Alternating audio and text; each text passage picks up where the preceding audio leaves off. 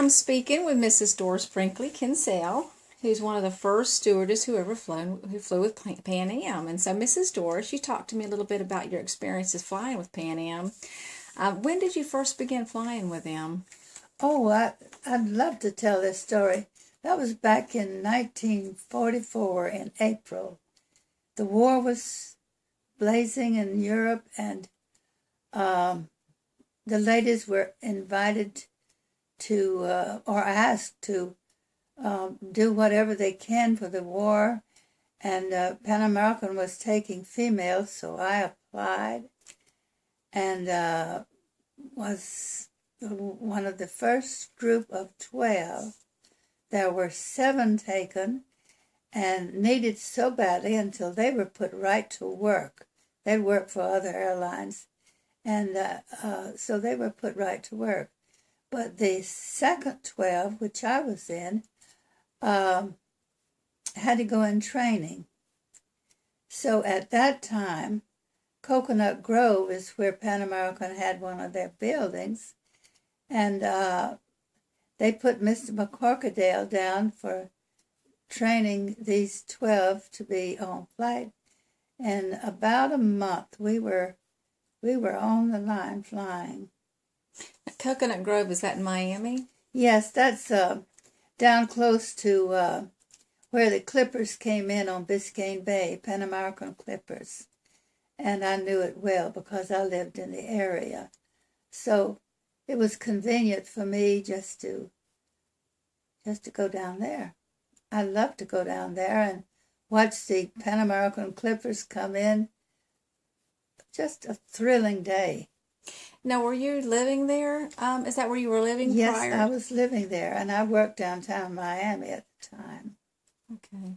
And are there different divisions of Pan Am? Did you work in a specific division? Oh, yes, there's many, but Latin American was the one that began the whole stewardess thing. We were needed all through Latin America at the time. Pan American was putting in new airports all through Latin America and Central America and the Caribbean. So it was an exciting time for all of us. Well, now, I noticed that the uniform styles for Pan Am for the stewardess have changed through the years. What did you think of the style and the quality of the uniforms that your group wore back in the 40s? Because it was back in the 40s, wasn't it, that you began flying with Pan Am? Yes, it was 44 in April. Yes, I love the uniforms. They were designed by Christian Dior, who at the time was the world's greatest designer, in my opinion. And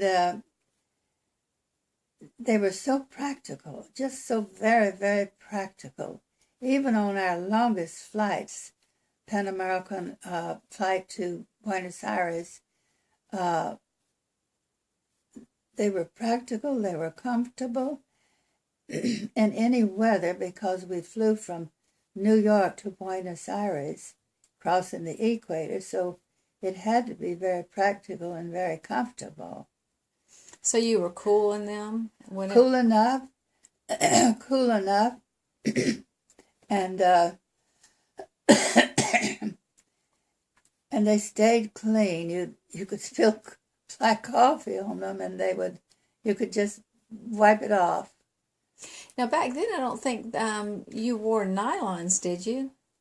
No, I don't think. We didn't wear girdles or gloves or any of that, or even pantyhose. We didn't have them back in that era. Mm-hmm. But the ladies since then, of course, styles change, and they keep changing with the styles. But that was the 40s. The first groups were entirely different. Now, so you said you went through some training too. So what did you do in your training? How long was your training, and what did you learn? Well, for 5 weeks we were in Mr. McCorkadale's group.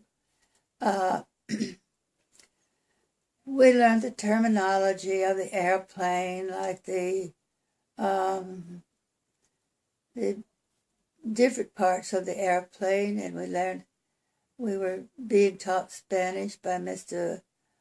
I can't think of his name, by Ebor. And we also learned to make sure we could swim. And since it was war times when I started, for a year after, we had to check all of the safety equipments, like the fire extinguishers and things that later on they probably didn't use. So we checked that we had the right equipment and general things of that nature. Now the flights, I know the airplanes then were not jets, and they were a little bit smaller than what we have today. How many passengers would typically fly, and how many stewardess was normally used on a flight? Well, that depended on the flight, but in the first, when I first started, it was just 3 flights a day. One to Havana, and one to Nassau in the Bahamas, and that was with a DC-3. And our service at that time was just a glass of orange juice and some chiclets, of all things. Chiclets. Why chiclets? Well, the airplane was small, and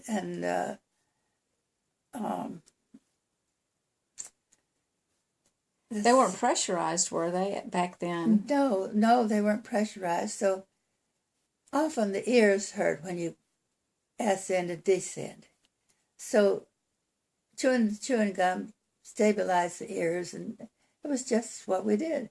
Well, speaking of stabilization, a story you told me, which I found was quite interesting, was that if you went up, I know this is later on in your time with flying with Pan Am, but if you went high enough altitude, because there was because the airplanes were not pressurized, you had a specific incident that happened with you where you were not getting enough oxygen. Is that correct?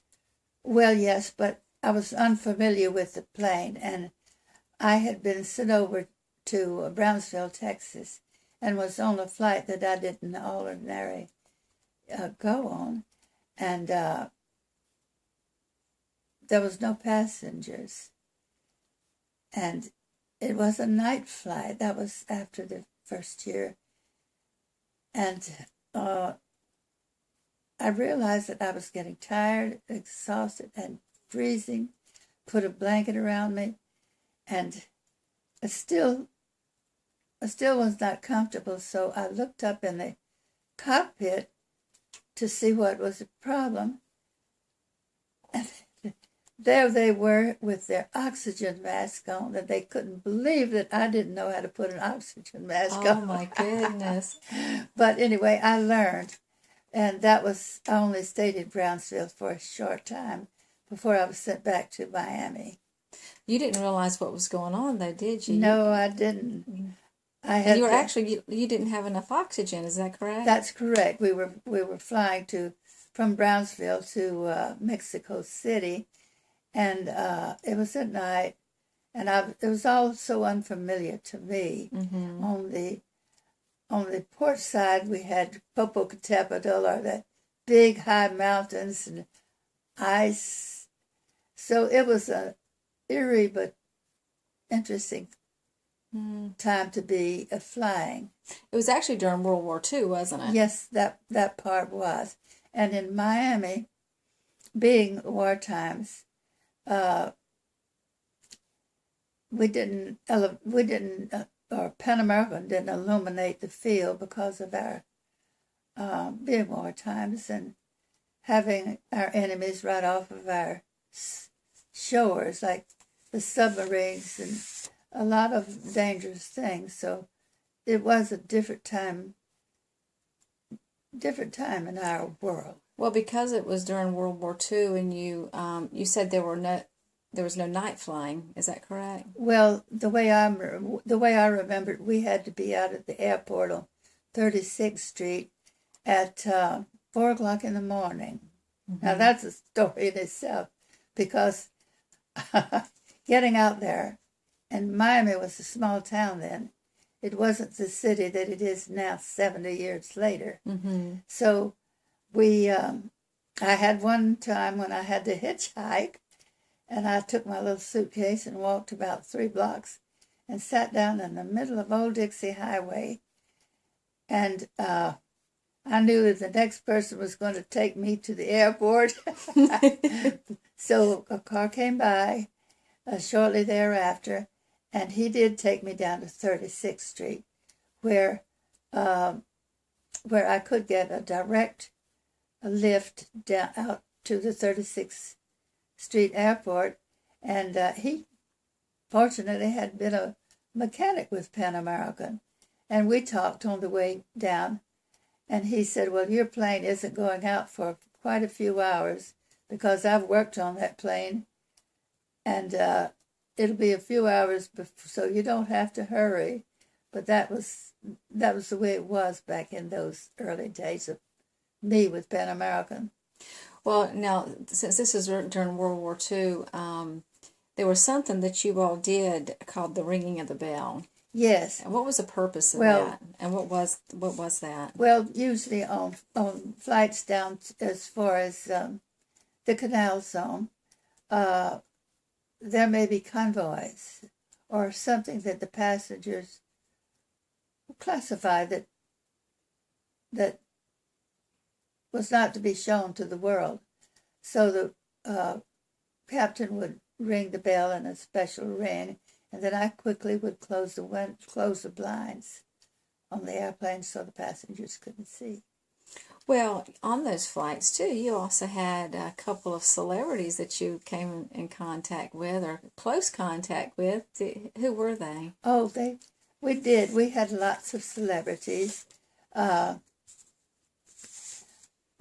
one of the longer flights later on down to the Buenos Aires flight, we had Tyrone Power and Jean Arthur, and I could go on, but we really didn't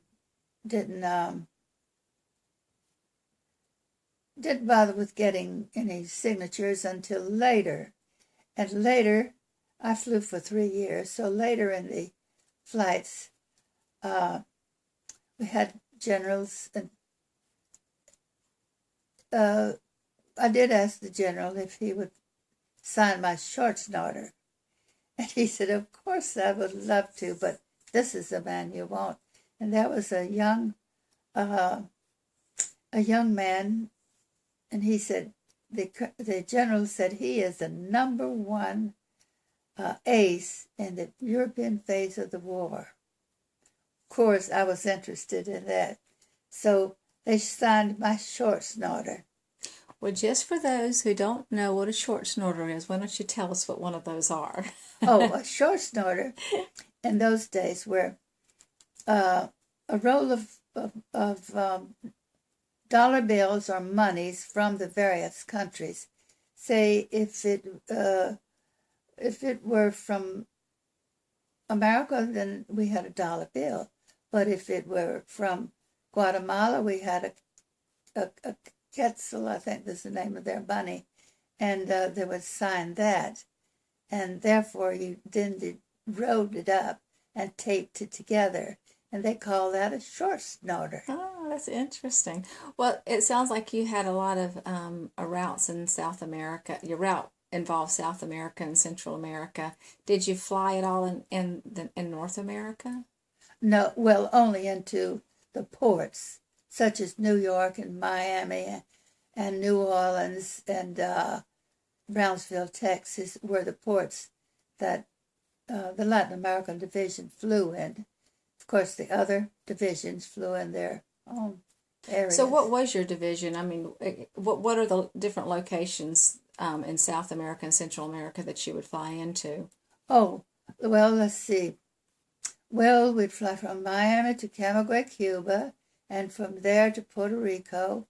And if I were going on a long flight, from Puerto Rico into New York back down the east coast of South America, all the way from Trinidad, Villim, Montevideo, and what did I miss? Montevideo, and then into Buenos Aires. Oh, I forgot Rio. Yeah, we did. We had a wonderful time in Rio, and then on down to Buenos Aires. Well, there was something that I can't remember what you called it, but a place that they would set up. I think it was in Panama where they would set up the Stewardess. You would stay together in a building. Oh, no, that was in the Canal Zone. Okay. That was a very strategic spot in those days, most strategic spot in the world, because the war was in the Pacific and in the Atlantic for the first year of my flying. So the old Tivoli Hotel was home to a lot of us in those days. And I especially remember flying across the North Coast on VE Day, was victory in Europe, leaving Panama. We had noticed that the boats were all a lineup of boats going to the Pacific, which was unusual.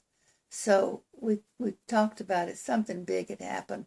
So going across the North Coast over to Trinidad, the bell rang, and a special ring. So when I got to the cockpit, we learned that the war was over in Europe. That was a thrill. Oh, real thrill. Time for a party, huh?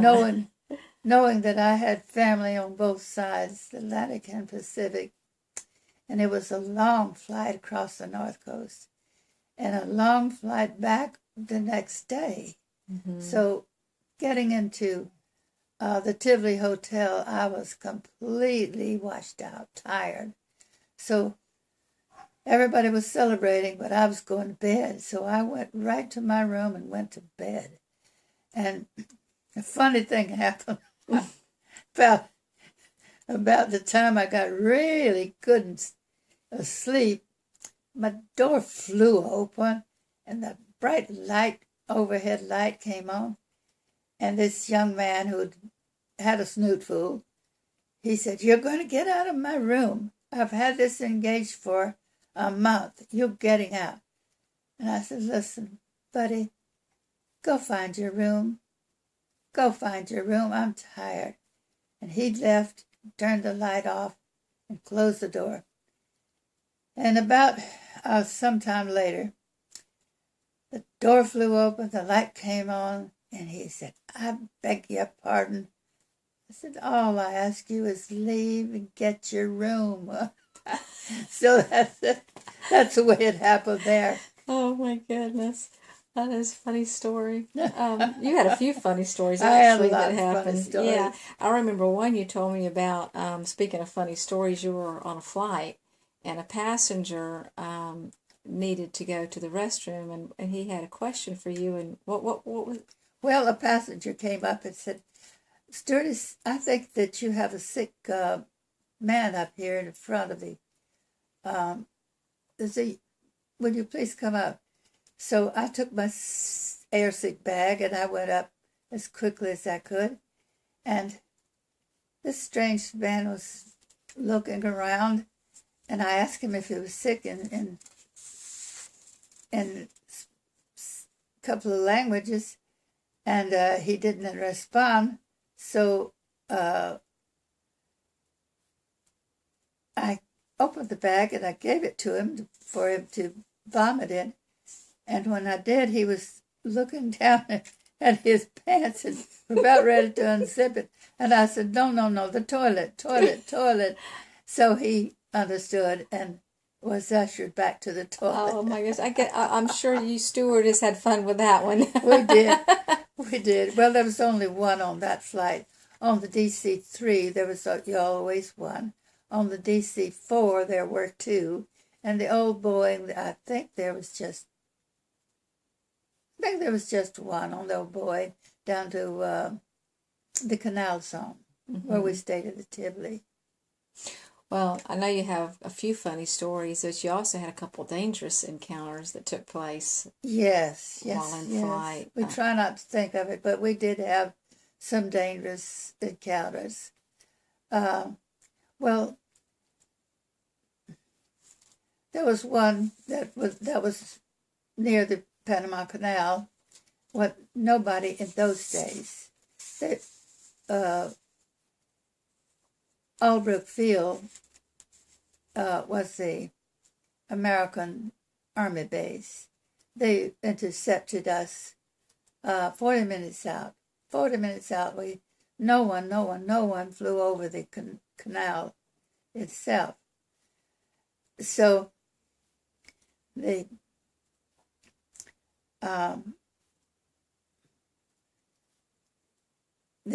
then at Albrook Field would ask for the pilot on the Pan American plane to give the names of his crew members.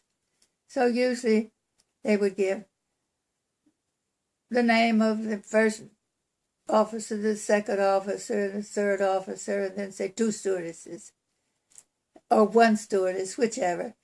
And, and the Albrook Field man would come back and say, name the stewardesses. So we knew then that there was somebody who was looking for a date for the evening. Had a nice club there in Panama. Well, at the base. Mm-hmm. So well, you also had a fire incident, didn't you? Yes.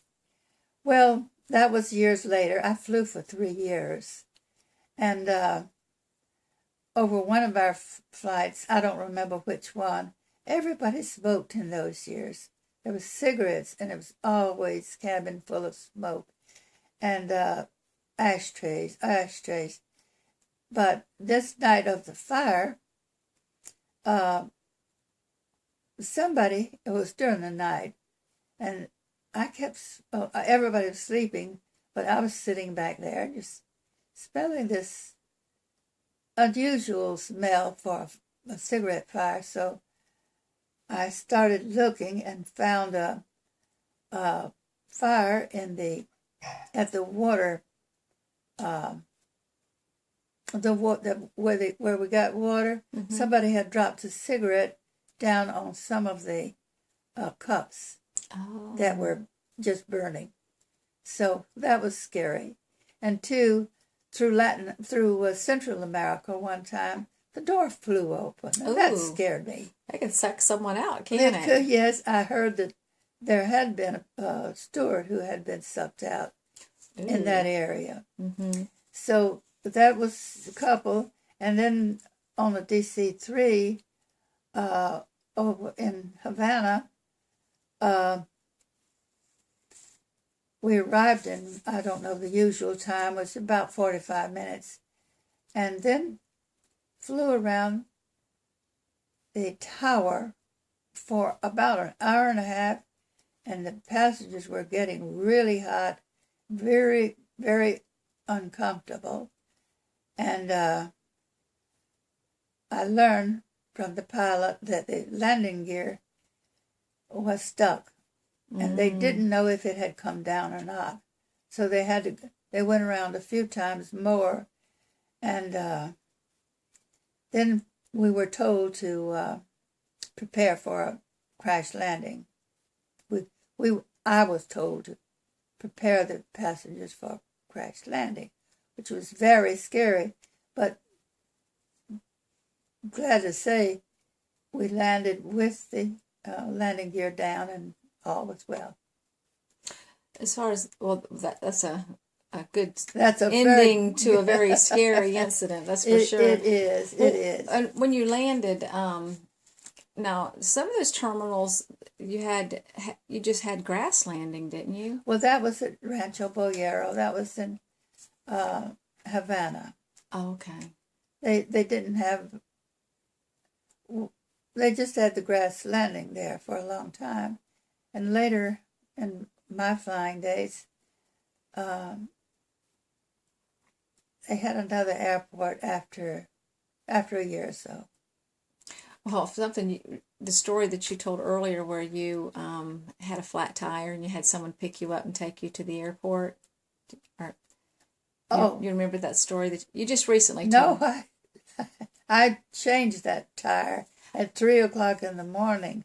I never changed a tire in my life, but on my car, by that time I had a car, uh, I had to change my own tire, and I did a great job with it.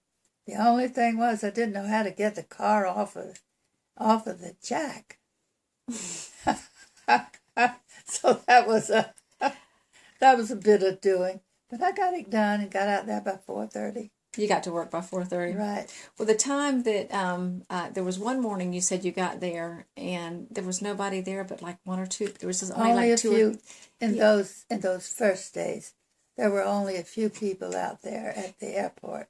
So the terminals were quite different then than they are now. They were. Of course, we didn't have air conditioning then, and it was hot in Miami. But a little later,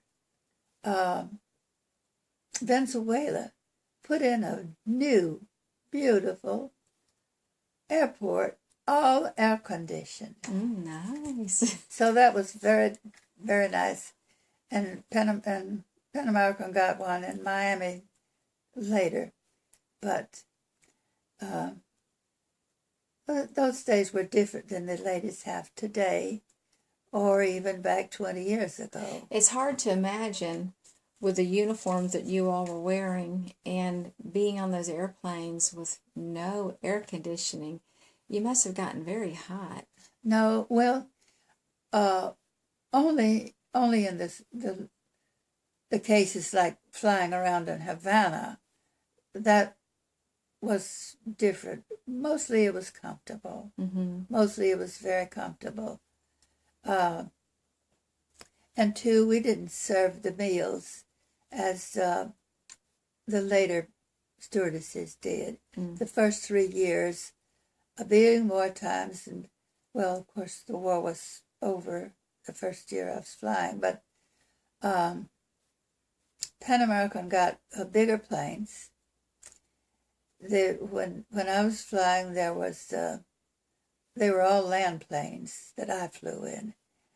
DC-3, Boeings that were just rickety at that time. The old Boeing that went to the Canal zone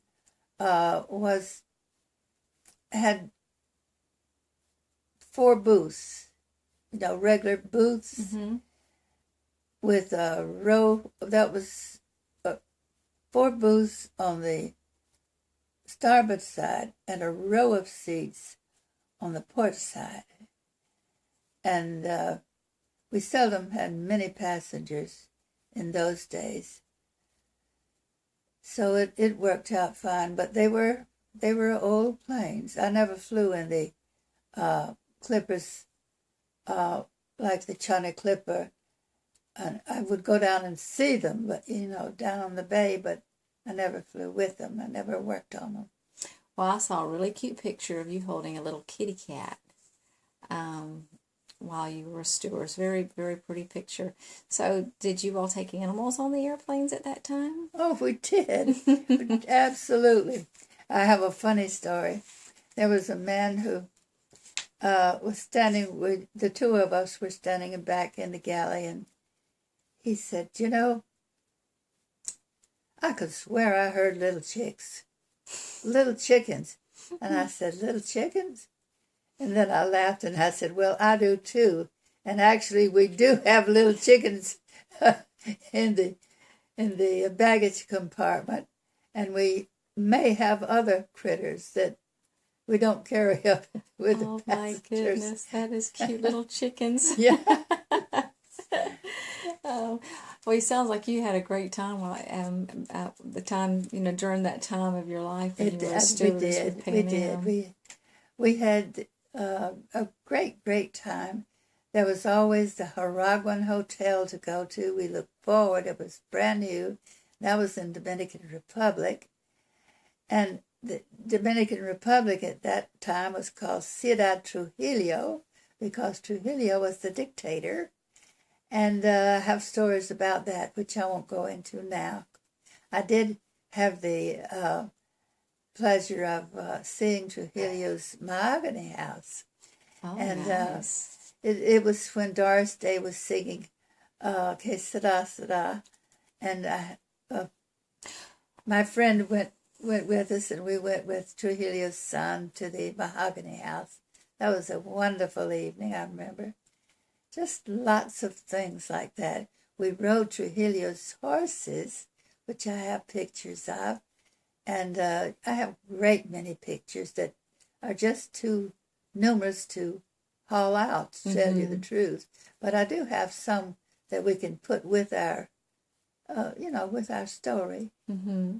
Well, we won't get into the story right now, but I'll just say that you also met your wonderful husband while you were That's with one Pan of the Am, didn't good you? things about it. Yes, indeed. Yes, I you met did. Charles, and we've been married 66 years, I met him at the Staff House, which is a small hotel in Piarco, on the Trinidad.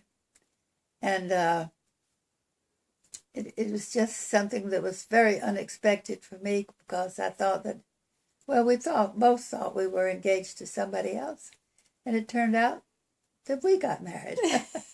And that's a story that we're gonna tell everyone later. And I just thought that was very interesting that you had met him Yes. while you were still with Pan Am. So, well, what would you say would be your fondest memory working with Pan Am?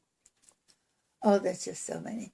But my fondest memory, I suppose, was the group of us played Pateca in Rio on the Copacabana beach. And just having fun, unwinding after the flight down there, playing Pateca, which was a very informal hitting of the ball on the Copacabana beach. Well, Mrs. Doris, thank you for sharing that information with us today. I enjoyed it. Yeah, I enjoyed it too. Uh-huh. And if there's, we're going to continue, our discussion. We're going to continue our discussion and share a few more stories later on about Pan Am, and we're going to talk a little bit about you and your husband. Good. And your adventures in life. Good. Okay. Good. All right.